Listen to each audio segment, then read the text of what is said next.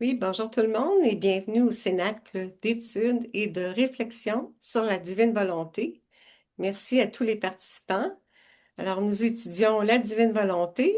Aujourd'hui, on voit un extrait du Livre du ciel, du tome 14, en date du 14 juillet 1922, par Céleste, dont Louisa engendre la divine volonté dans les âmes. C'est le sujet d'aujourd'hui. Donc, je vais faire justement une prière dans ce sens-là avant de débuter. Oui, comme Louisa, Seigneur, viens en nous. Par ta vertu régénatrice, cette puissance régénatrice du Créateur qu'on fait nôtre, on englobe toutes les âmes et dans le fiat, Seigneur, nous engendrons la divine volonté dans toutes les âmes passées, présentes et futures, par ta vertu opérante, œuvrante et régnante, que cela soit maintenant en ton fiat. Amen. Pour ta gloire, Seigneur. Alors, on a le privilège aussi d'avoir le Père Roméo qui est présent à notre cénacle, qui débute dans la divine volonté. Bien, bienvenue, le Père Roméo. Alors, je vous demanderai une faveur de nous bénir avant la rencontre. Merci. Merci à vous. C'est une grâce particulière pour moi de participer aujourd'hui à ce forum. Alors, le Seigneur soit avec vous. Et avec votre esprit. Et avec votre esprit. Que Dieu Tout-Puissant vous bénisse, le Père, le Fils et le Saint-Esprit. Amen. Amen. Amen. Merci, mon Père. Alors, Ginette, peux-tu interpeller pour le Je vous salue Marie, notre Père?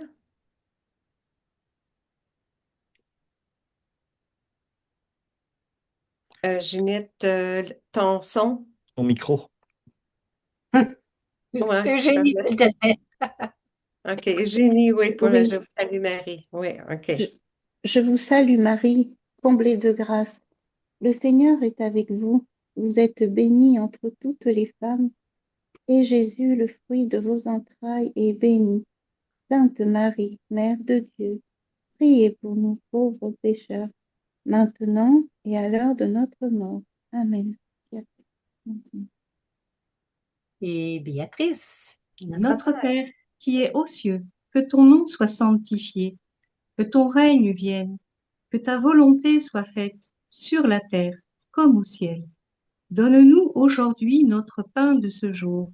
Pardonne-nous nos offenses, comme nous pardonnons aussi à ceux qui nous ont offensés, et ne nous laisse pas entrer en tentation, mais délivre-nous du mal. Amen. Fiat. Alors, à toi, Céleste. On va juste demander aux personnes de bien couper leur micro. Et donc, quand ce sera le moment d'intervenir, alors chacun réactive quand c'est à lui à parler. Merci. Alors, on a eu Claire qui a fait la lecture du titre. Louisa engendre le règne de la divine volonté dans les autres. Donc, le titre nous dit clairement que Louisa est le point de départ du règne de la divine volonté dans les créatures. Donc, je vais laisser Ginette désigner une personne pour la lecture de la première page. oui, Gilles, si tu veux bien le lire. Oui, Louisa, me trouvant dans mon état habituel, Jésus me transporta hors de moi-même jusqu'au sein de l'Éternel. Faute de mots pour m'exprimer, je suis incapable de dire ce que j'ai ressenti et compris en nageant à ce niveau. Mon toujours aimable Jésus me dit, « Fille bien-aimée de notre volonté, je t'ai amenée au sein de notre divinité afin que ta volonté puisse être développée davantage au sein de la nôtre et qu'ainsi elle participe à notre façon d'agir. »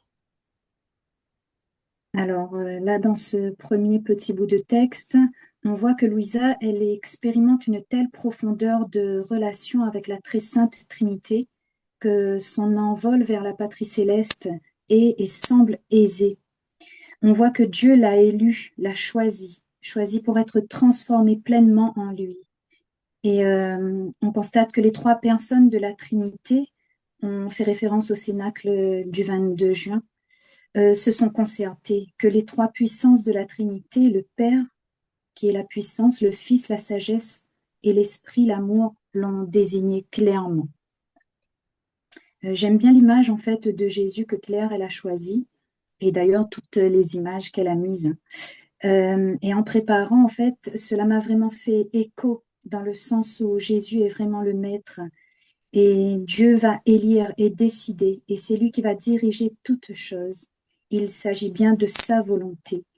Et ça m'a fait penser aussi à la prière d'infusion où on dit dès le départ, je ne suis rien, Dieu est tout. Donc Jésus est le centre. On peut poursuivre. Oui, alors Sabrina, si tu veux poursuivre. Oui, notre divinité tend naturellement vers la création. Alors là, on s'arrête aussi, hein. Et on va s'arrêter surtout sur l'image, si on peut la visionner, la voir à l'écran. Merci Richard. C'est celle qui est en haut.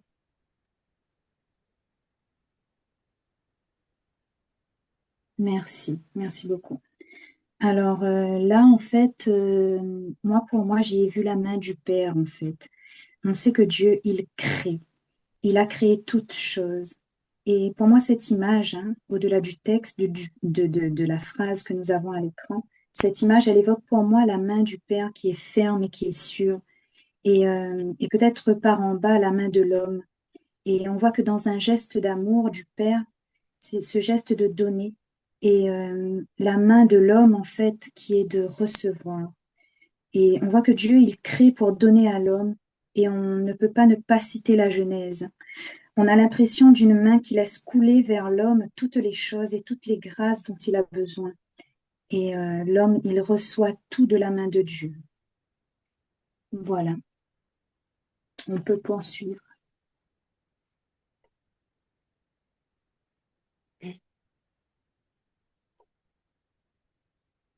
Elle crée continuellement. Tout ce que nous créons possède aussi la vertu de créer. Alors là, pareil, on a une belle image où on voit Jésus et puis on voit énormément des animaux, on voit des choses que Dieu a créées. Et on voit que la divinité ne s'arrête jamais de créer et d'œuvrer pour voir aux besoins de ses créatures. Et on voit qu'il y a vraiment une intelligence divine et que le pouvoir de Dieu, il est infini. Et la vertu de créer, l'homme la possède aussi. On va par exemple prendre l'exemple de la machine à vapeur, des avions, des ordinateurs. En fait, on a toutes sortes d'innovations technologiques que l'homme crée. Donc, l'homme crée des éléments matériels. Voilà. Et je vais rajouter aussi, Jésus, en fait, en préparant, il m'a mis dans le cœur le symbole de Nicée, en fait, le je crois en Dieu, que nous dirons ensemble sûrement à la fin, à la grâce de Dieu. Et je pense que Jésus, en fait, il voulait bien spécifier le fait que lui, en fait, il avait été engendré par le Père. Donc Jésus, lui, il est né de Dieu, lumière née de la lumière.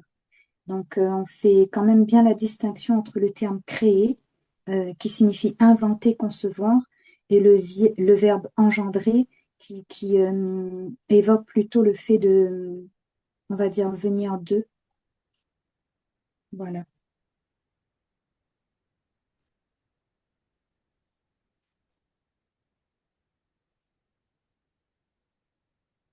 Je continue. Oui, continue. Le soleil génère de la lumière pour les yeux humains. Continuellement, il semble se multiplier pour tous, pour les plantes et sur tous les points sur la terre. Alors là, on voit notre Jésus et on voit le soleil en fait. Et on voit que le soleil, il est la source de laquelle va découler la lumière en fait. Et on se replace dans une logique de vertu génératrice.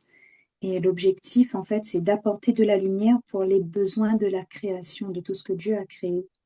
On est là sur une idée de puissance génératrice, voilà, qui est engendrée par la source lumineuse, le soleil.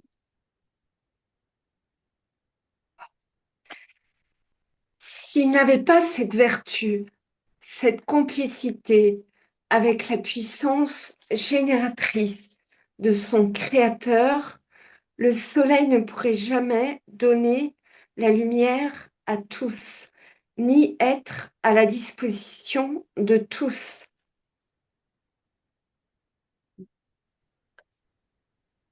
Est-ce que tu voulais partager dire quelque chose, Céleste? Oui, là, en fait, on peut dire à quel point, en fait, si là on prend le soleil, vraiment en tant que soleil, en tant que source de lumière, en fait, on voit que elle va produire en fait quelque chose et toujours pour pouvoir permettre à l'homme, aux plantes, et à ce qui existe en fait de pouvoir en bénéficier, de pouvoir croître, de pouvoir grandir en fait. La fleur, elle grandit grâce à la source lumineuse, puisqu'on sait bien qu'une plante a besoin de soleil pour produire de la chlorophylle, donc sinon elle meurt en fait. Et pareil pour l'homme en fait, si on n'avait pas de lumière, ça serait un peu compliqué de vivre dans le noir. Voilà. Je vais demander à Guylaine.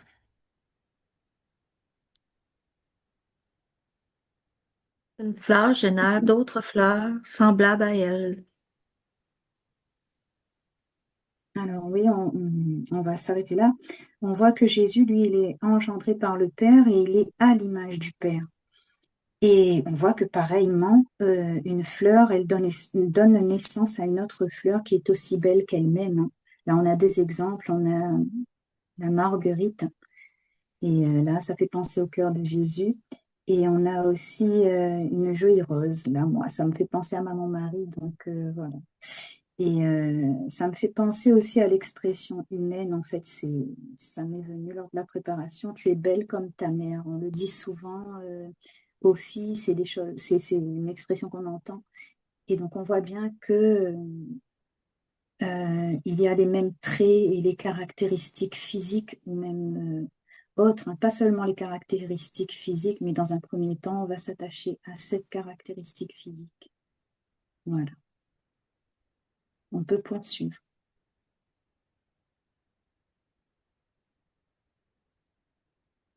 Guylaine, tu peux continuer. Les humains engendrent d'autres humains.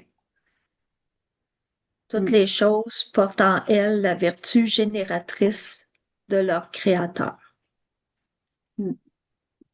En fait, pour cette diapositive-là, enfin cette page-là, la 7 et la 8 en fait, hein, je me suis arrêtée sur la notion de perfection. On sait que la création, elle est parfaite, hein.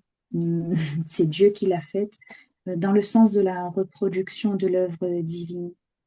Et là, on va s'intéresser à l'homme et on constate que chaque homme est unique et que chaque chose, chaque créature est engendrée par Dieu et qu'elle a sa spécificité. Et en fait, là, on va s'intéresser au cas de deux jumeaux, en fait, des jumeaux qui présentent, même s'ils se ressemblent, un ADN qui est différent. Et on sait qu'on a 4 bases sur l'ADN, A, G, T et C, avec des combinaisons qui font que chacun, nous sommes uniques. Donc c'est une bonne nouvelle, hein. Ça veut dire que nous sommes à la fois semblables à Dieu et nous sommes aussi uniques en notre genre. Donc chacun est spécial. Et plus nous nous connaissons nous-mêmes, plus nous connaissons Dieu. Chacun est donc bien unique aux yeux de Dieu et chacun a son importance et je m'en réjouis car cela signifie quoi? que chaque créature, quand on va les unir, eh ben ça va former le corps du Christ. Nous formons bien le corps du Christ, une unité faite de spécificité. Voilà.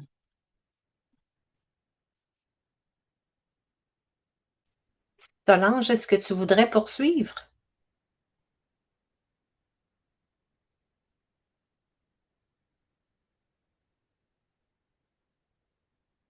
Ah, Solange n'est plus là. Claire, est-ce que tu voudrais lire? Nous, pareillement, les personnes divines, tendons très naturellement à générer et à reproduire des êtres semblables à nous-mêmes. Mm. Alors justement, là, si la divinité, en fait, elle produit des êtres semblables à lui-même, du coup, moi, je me suis intéressée, comme vous l'avez compris, en fait, à la notion d'ADN. Et nous avons d'abord cet ADN qu'on appelle matériel, en fait. Et si l'on part sur l'existence d'un ADN spirituel qui serait lié à l'âme, on pourrait comprendre qu'une personne vivant dans la divine volonté, elle verrait par l'action de Dieu, donc son souffle, son être et son âme se transformer. En vivant dans la divine volonté, en fait, nous tendons à générer dans les autres ce que nous recevons de Dieu. Et en l'occurrence, la sainteté, la lumière et l'amour. Alors donc, la volonté humaine qui auparavant avait écrasé notre être profond, pour moi, elle se voit renouvelée pour retrouver sa nature divine. Voilà.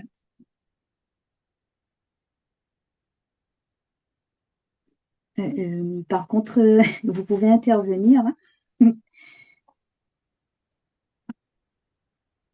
Très Moi, je vais bien. intervenir alors, parce qu'en fait, Séverine a dit quelque chose d'intéressant, c'est que généralement, et qu'on est débutant, hein, après, tout n'est pas généralisable, donc je parle de moi-même, mais quand on s'intéresse à la divine volonté, on se regarde d'abord soi-même, dans le sens en disant, qu'est-ce que je vais apprendre? J'ai beaucoup de progrès à faire, je comprends pas trop, etc.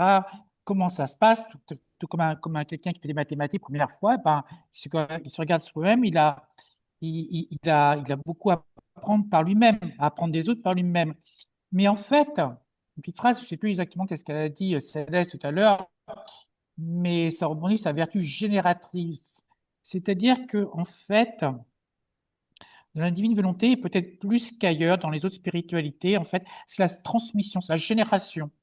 C'est-à-dire que ce que l'on fait, on fait à la fois pour soi, mais à la fois pour les autres. Et ça, c'est une nouveauté quand même.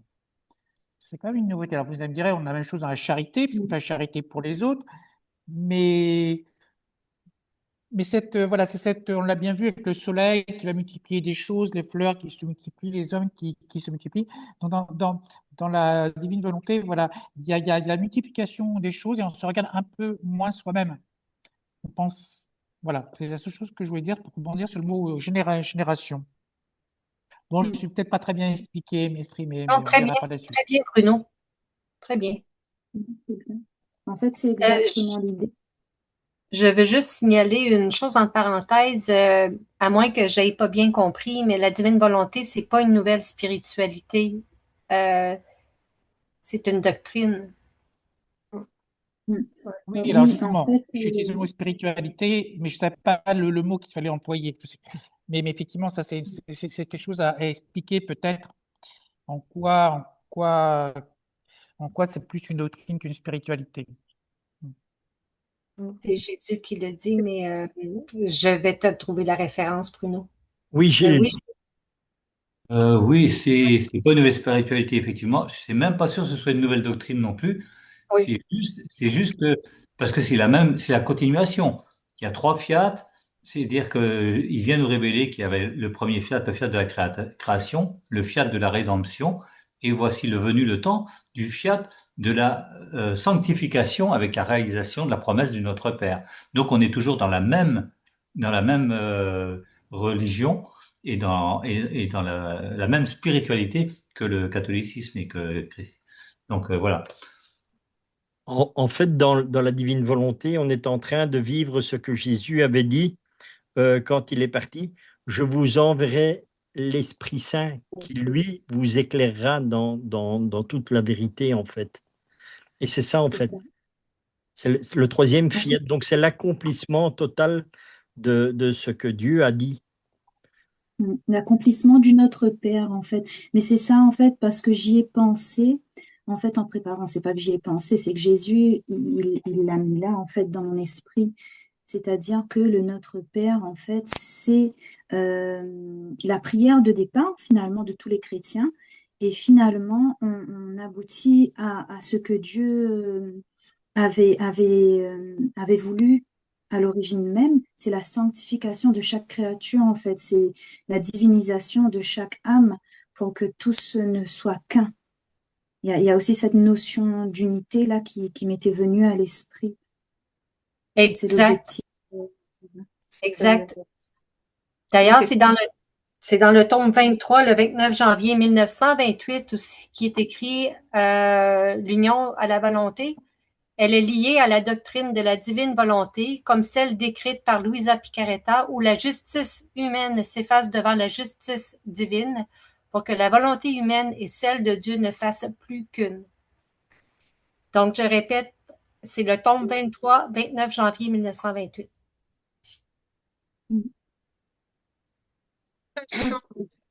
La divine volonté, c'est ce qu'il aurait toujours dû être s'il n'y avait pas eu péché. Donc, c'est pas nouveau, c'est depuis le départ. La question ne se pose même pas. Ah ben, si. Je suis pas d'accord, Françoise. La Voilà.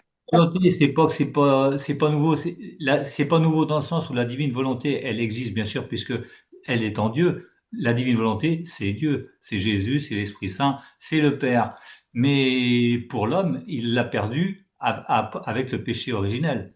Ah, mais je suis complètement d'accord avec toi. Mais si, ce que j'ai dit, s'il n'y avait pas eu péché, on serait toujours resté à la divine volonté. Le Seigneur, Dieu, il veut nous permettre de revivre ce qu'il a prévu au départ. Et quand il dit à tous les débuts de livre, je passerai par cœur revenir au rang, au but et pourquoi Dieu l'a créé, c'est ce qu'il désire. Et Jésus a dit à Louisa qu'il tenait absolument que ça soit au début de tous les livres.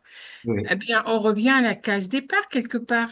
oui, c'est une restauration quelque part même.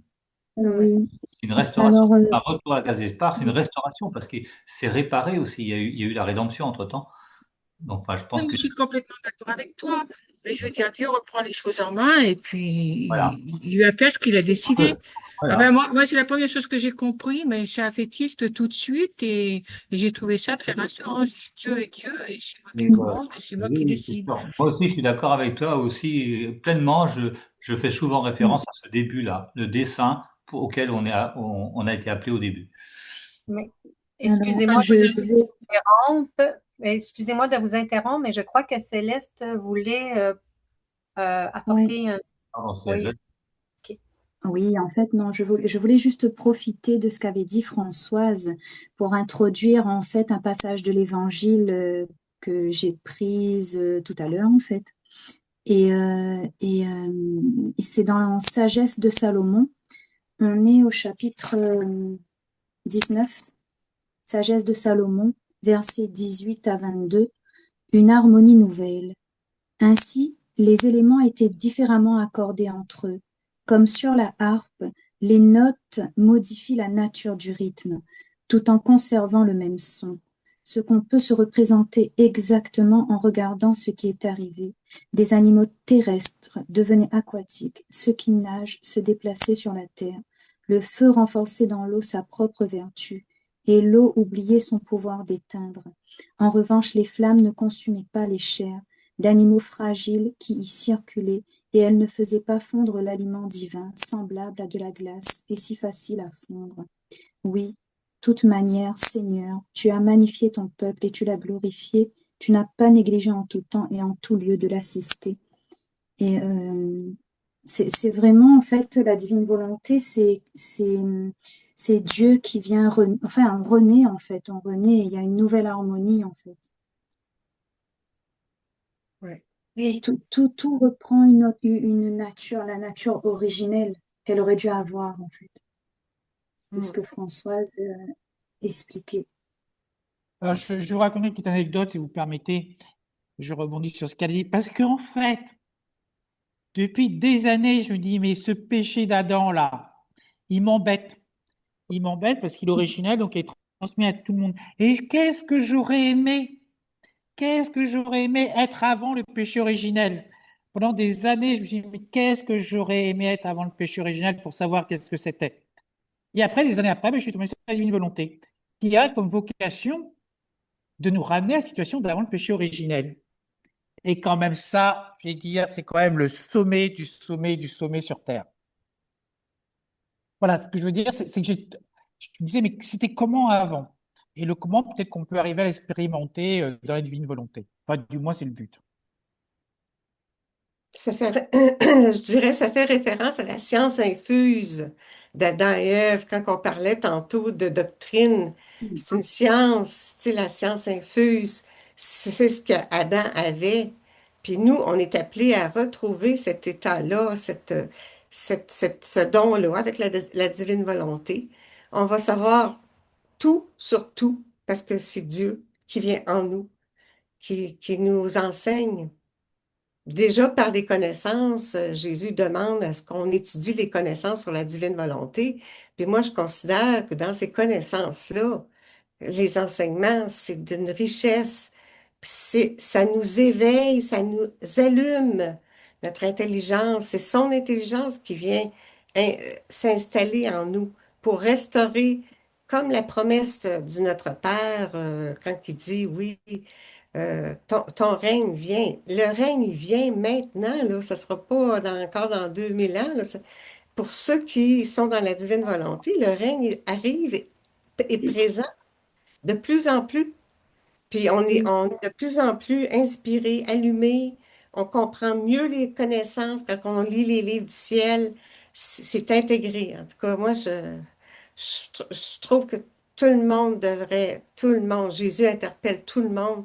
Il a raison, là, faut sortir de notre ignorance. L'ignorance garde l'homme dans un état quasi animal, là. Tu sais, c'est tellement dommage de voir comment on peut réagir et trop centré sur nous-mêmes, là.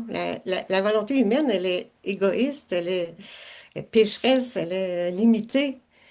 Puis là, il nous fait prendre conscience de la divine volonté, ce qui est sa volonté, la volonté trinitaire qui vient vivre en nous. C'est la vie trinitaire qui prend place en nous.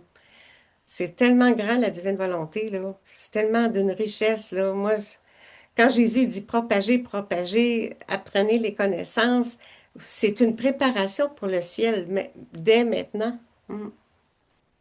Alors, on poursuit Mais pour... En fait, ce qu'il y a aussi dans la volonté humaine, en fait, nous réfléchissons par notre esprit. Et souvent, ça ne nous mène pas sur des bons chemins, je vais dire. Et la grâce de la divine volonté, ça nous éclaire, mais ça n'éclaire pas notre esprit, en fait. La divine volonté éclaire notre cœur. Et c'est le cœur qui va éclairer, par la grâce de l'Esprit Saint, notre esprit. Tu vois, l'humanité de notre esprit part parce qu'elle est éclairée par l'Esprit Saint, en fait. Et toute la différence, elle se situe là. Tout ce que Jésus nous enseigne ici dans la divine volonté, c'est son amour. Et l'amour, il règne où? Dans son cœur. Puisque Jésus, il dit dans la divine volonté, tu entres en moi et tu prends ce que tu veux de moi. Et nous, qu'est-ce que nous prenons en général dans la divine volonté? Moi, c'est quelque chose que je fais personnellement.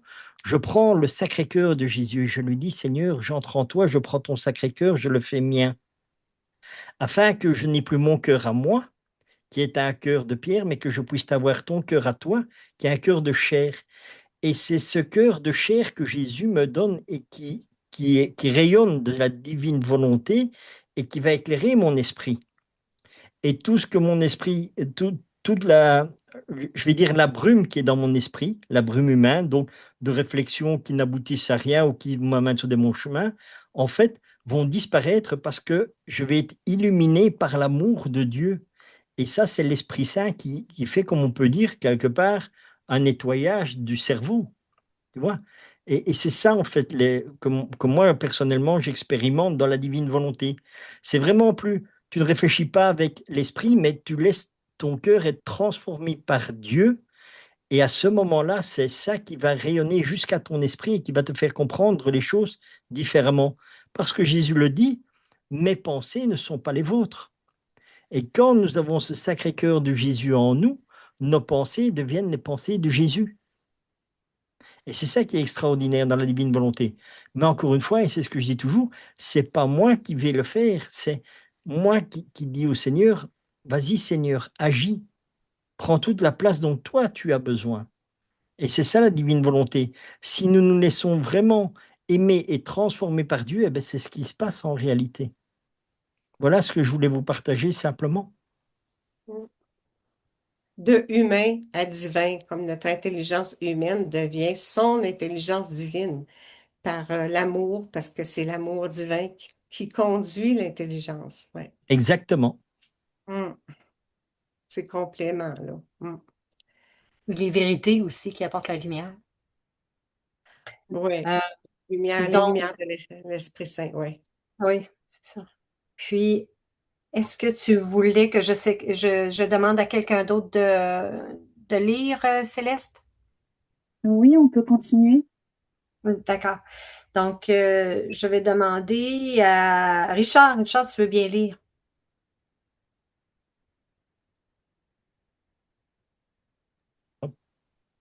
Voilà, voilà. C'était le suivant, je crois, non? C'est ici, hein?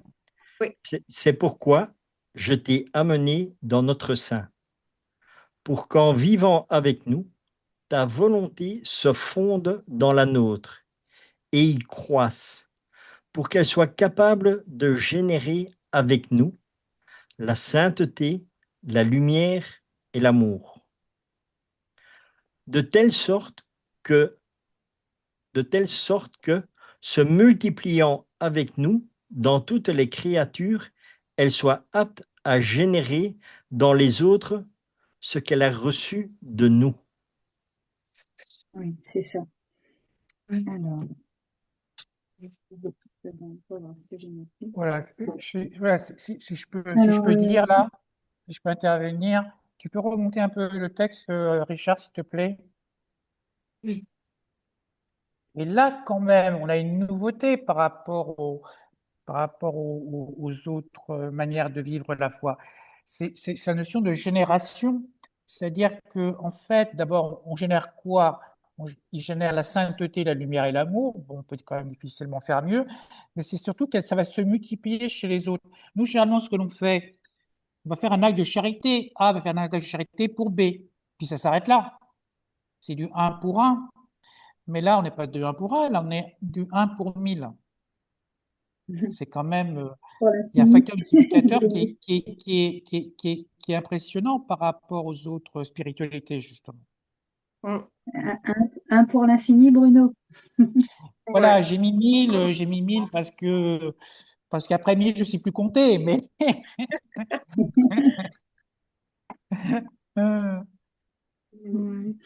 Alors, toutes les âmes, passées, présentes et futures, ça a un impact sur toutes les âmes. On peut générer la divine volonté dans toutes les âmes.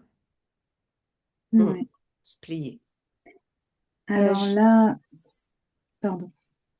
Non, mais c'est là, je voulais juste rappeler aux gens qui voulaient partager de lever la main pour qu'on puisse juste pas t'interrompre non plus si jamais tu veux apporter une petite spécificité. Oui, en fait, oui, je voulais rigoler un petit peu parce qu'en fait, cette partie-là, je l'ai intitulée l'amour. Donc, et donc, je vais lire ce que j'ai écrit, hein. En fait, l'amour, nous ne la possédons pas. Et je faisais référence au témoignage de Richard. Nous la recevons de Dieu. Donc, nous ne la possédons pas, nous la recevons de Dieu. Et les blessures humaines, Dieu les efface, en fait, par rapport à ce que j'ai pu vivre, hein. Je note que les blessures humaines, Dieu les efface pour nous vider de ce que le monde nous inflige, pour nous permettre d'avoir un cœur à l'image du sien, c'est-à-dire un cœur compatissant et miséricordieux. Donc, ça revient à ce que Richard disait. Et de nous-mêmes, en fait, nous ne pouvons répandre l'amour si nous ne le recevons pas d'en haut. Et dans notre entourage, je pense pour la plupart d'entre nous, nous subissons tous les jours des méchancetés. comme Jésus, il a pu subir pas mal de choses et nous nous taisons souvent. Mais humainement, en fait, cela provoque et ça génère de la souffrance. Et c'est la grâce de Dieu qui relève. Et on peut s'intéresser, donc du coup, je reprends ce que Ginette était en train de dire. C'est pour ça que je rigole entre l'amour et la vérité. Donc, on peut s'intéresser à la notion de vérité. On peut mentir à l'homme, mais pas à Dieu. Et je trouve qu'il est bon d'être soi-même. Et Dieu, il aime les cœurs purs. Donc, il a dit dans les béatitudes, heureux les cœurs purs, car ils verront Dieu. Et donc, toutes ces grâces reçues ce sont des grâces d'ordre divin. Un cœur pur est un cœur qui est passé au creuset et qui a accepté que Dieu entre pour être purifié. Et c'est aussi savoir se faire tout petit, en fait, devant Dieu, pour qu'il puisse agir, en fait, en nous et transformer ce cœur, comme disait Richard tout à l'heure, qu'il devienne amour. Parce que actuellement, en fait, notre cœur, il a besoin de passer par le feu, comme disait Claire. Voilà.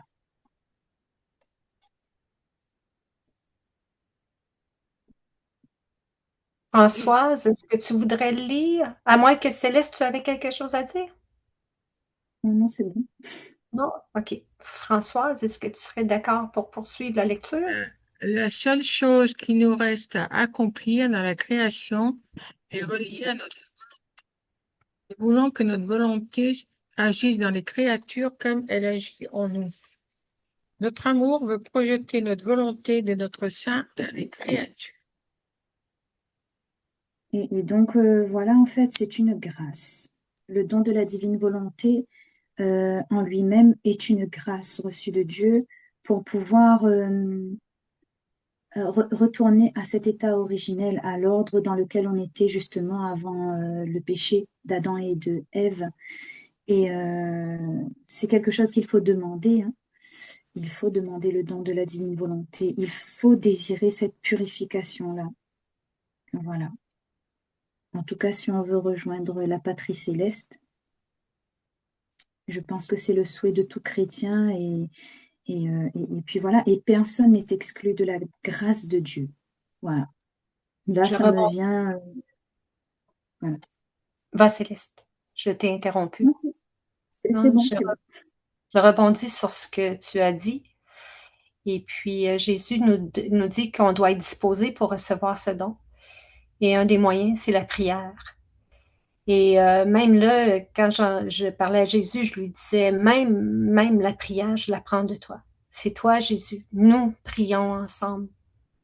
Et je prends tes dispositions, Seigneur, pour vraiment recevoir ce don de la divine volonté, pour être un cœur pur, être pur, une âme pure, pour recevoir ton amour, tes lumières, tes vérités. Et je m'en remets, comme Richard le mentionnait tout à l'heure, je m'en remets vraiment en tout à Jésus, parce que je pourrais même pas penser seulement à avoir une prière digne de notre Créateur. C'est pourquoi je m'appuie totalement en tout sur Jésus.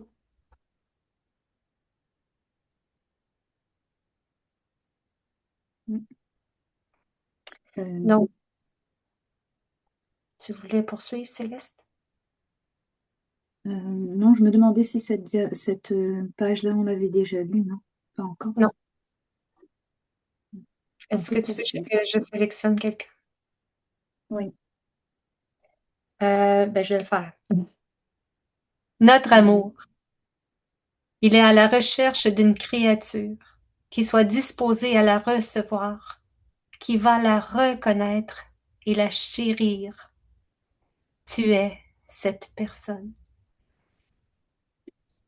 En fait, dans ce petit passage-là, déjà, on a une belle image où on voit plein d'anges. C'est une belle image. En fait, dans ce passage, Dieu, il dit à Louisa, tu es cette personne.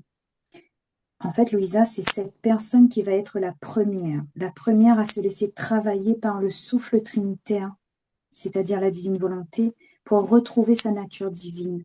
Et donc, comme je le citais tout à l'heure, c'est vraiment retrouver son ADN spirituel qui est divin en fait, hein, si on peut intituler ça comme ça.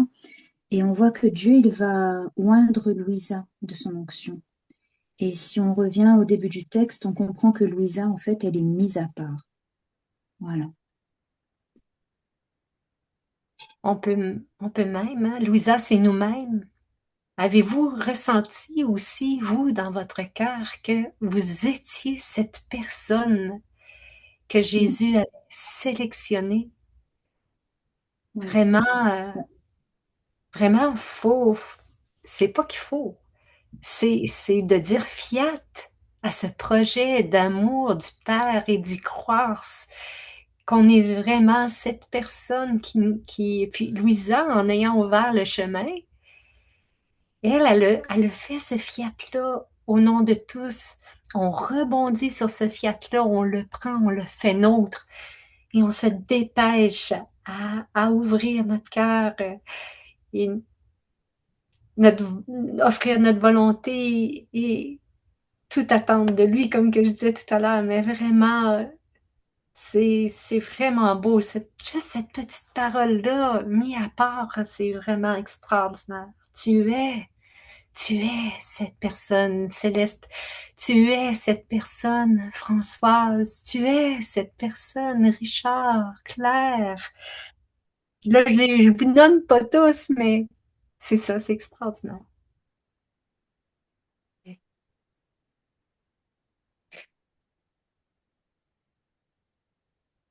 Je vais sélectionner à nouveau. Père Roméo, est-ce que vous voudriez faire la lecture?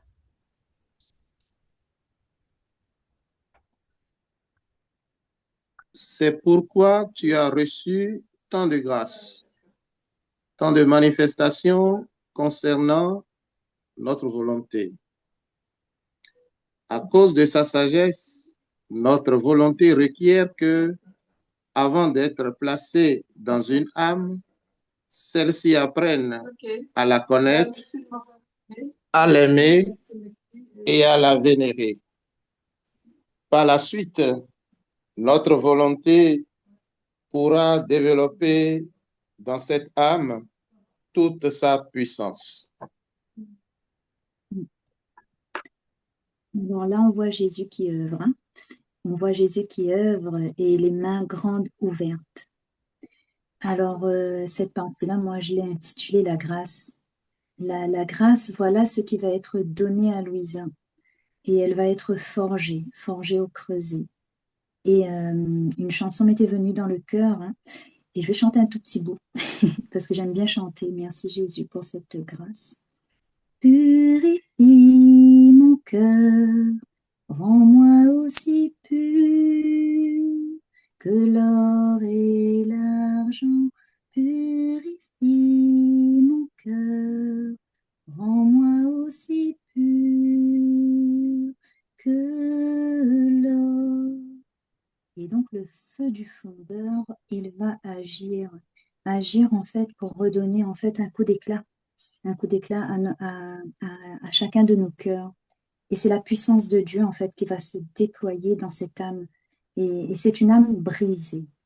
Voilà, c'est une âme brisée dans laquelle Dieu, il va opérer. Et voilà, c'est pourquoi Louisa, elle a été choisie parce que c'était quelqu'un qui était simple. Elle a été choisie parmi toutes les créatures pour ça en fait. Parce que Louisa, elle était petite. Et c'est pour ça qu'on l'appelle la petite fille de la divine volonté. Enfin, je suppose. Maintenant, Eugénie, est-ce que tu voudrais lire ce passage? Oui, l'âme sera courtisée par nos grâces. Tout ce que nous faisons avec elle, avec toi, c'est de préparer et d'embellir en toi la demeure de notre volonté. Sois donc attentive. Ici, dans notre sein, tu apprendras mieux nos voies. Alors, je ne sais plus qui avait utilisé ce mot tout à l'heure, en fait, hein. Et d'ailleurs, il est rigolo, le petit bonhomme avec son sac à dos qui marche vers la lumière. J'ai appelé ce passage-là la restauration. La restauration, parce que Dieu, une fois brisé, une fois forgé, une fois qu'il a travaillé en fait dans nos âmes, il vient en fait réparer, réconforter, et il vient reconstruire son temple, le temple de l'Esprit Saint. Donc on est vraiment dans ce temps de sanctification. Et le temple que nous sommes doit revenir à son origine Léo, je et peux te à rappeler dans l'image un moment. de Dieu. Alors, il place en fait l'âme qu'il a choisie, qu'il a éprouvée. J'ai envie d'utiliser le mot éprouver. Il place cette âme en fait dans les hauteurs célestes, parmi les plus belles étoiles qui brillent dans le ciel. Voilà, je ne vais pas hésiter à utiliser ça. Donc voilà, voilà, c'est une âme choisie, une âme qui est passée vraiment par le feu en fait. Mm. Il restaure notre humanité. Voilà. On peut Béatrice, poursuivre. À Béatrice, moins est-ce que que quelqu'un... Béatrice, est-ce que Béatrice est encore là? Oh non. Oui, OK. Mais ton micro n'est pas ouvert, ma soeur. OK, bien, je vais poursuivre avec. Ah, OK, oui. Je vais poursuivre Claire, si tu veux bien lire. Tu recevras toutes les prérogatives nécessaires au dessein que nous avons sur toi. Amen, fiat. Amen. Que cela soit maintenant pour nous tous. Alors, en fait, je me suis dit que cette dernière image, là, cette dernière partie, elle allait faire office d'un petit témoignage, en fait. OK. Moi, personnellement, en fait, j'avais dit à Dieu, quand j'ai connu la divine volonté, quand j'ai commencé à comprendre ce qu'il en était réellement, j'ai demandé à Dieu de faire ce qu'il avait à faire en moi. Et si je devais souffrir, de souffrir un bon coup et puis fiat, parce que j'ai quand même un caractère un peu, comment on dit ça, bien trempé. C'est pas simple, hein. Et je savais que ça allait être douloureux. Et c'est vrai que j'ai accepté, j'ai dit fiat, c'est pas toujours évident tous les jours. Et, mais par contre, quand on avance dans la divine volonté, on prend conscience qu'on n'est rien et que Dieu est tout. Et je pense que si on se laisse faire, à chaque, en fait, à chaque douleur qu'on peut éprouver, en fait, c'est vrai que c'est passager et Dieu nous travaille, c'est passager et il nous donne en fait justement des grâces en fait qui nous permettent en fait de monter la marche suivante. Des fois, on n'a pas envie, hein. Des fois, on n'a pas envie en fait. Notre volonté humaine, elle résiste, mais c'est un peu comme s'il nous disait, allez, ben, grimpe plus haut en fait. C'est douloureux, ma fille, mais avance, avance. Et voilà. Et voilà. Je ne sais pas si quelqu'un veut s'exprimer ou peut-être témoigner aussi de ce qu'il vit dans la divine volonté et s'il perçoit les choses euh, un peu comme moi, hein. C'est douloureux, hein. C'est douloureux, mais bizarrement, en fait, ce soir, par exemple, je suis dans la joie. Je suis dans la joie et pourtant, on va presque dire que hier, je pleurais, pour ne pas dire aujourd'hui. Voilà. Oui. Justement, je lisais un passage où ce que Jésus, à travers nos épreuves et les fiat qu'on prononce, se réjouit énormément. Se réjouit énormément de sa petite fille ou son petit garçon qui continue. Excusez-moi, j'ai pas levé la main. Mais Sabrina, si tu veux poursuivre, vas-y. Oui, ce qu'elle dit Céleste, c'est que c'est douloureux. Oui, tous les jours sont différents. Euh, ne pas tous les jours sont nouveaux pour moi. Quand voilà, je regarde plus en arrière. autant que possible. Qu'est-ce que je peux dire? Que, comme Claire disait, je sens, je vois des changements, je vois des changements en moi.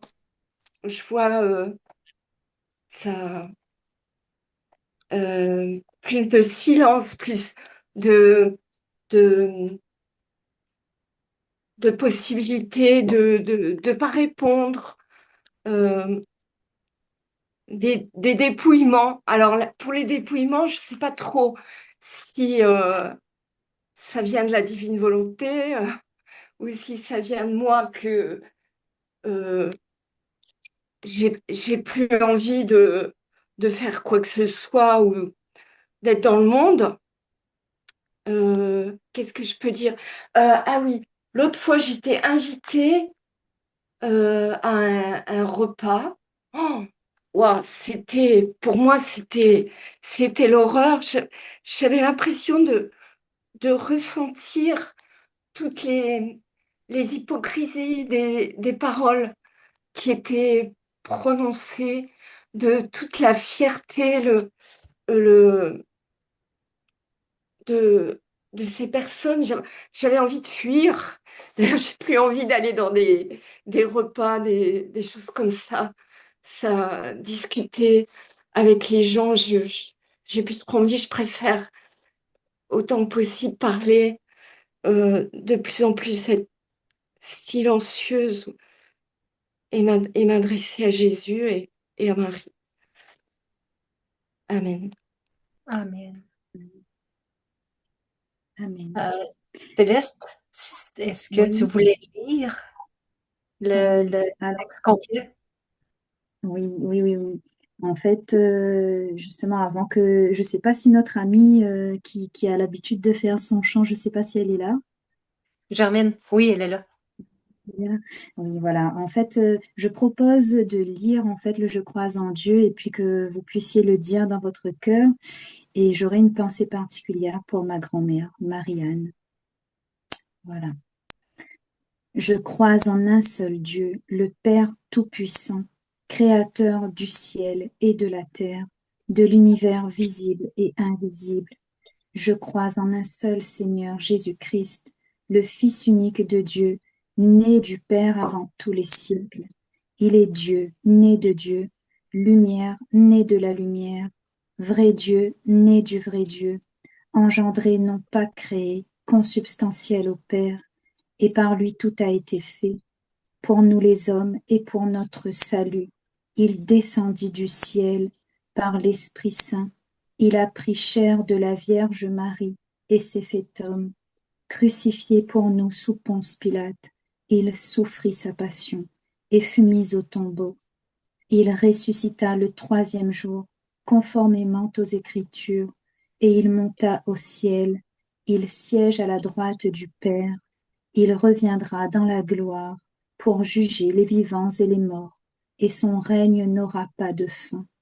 Je crois en l'Esprit Saint, qui est Seigneur et qui donne la vie. Il procède du Père et du Fils. Avec le Père et le Fils, il reçoit même adoration et même gloire. Il a parlé par les prophètes. Je crois en l'Église, une, sainte, catholique et apostolique. Je reconnais en un seul baptême pour le pardon des péchés.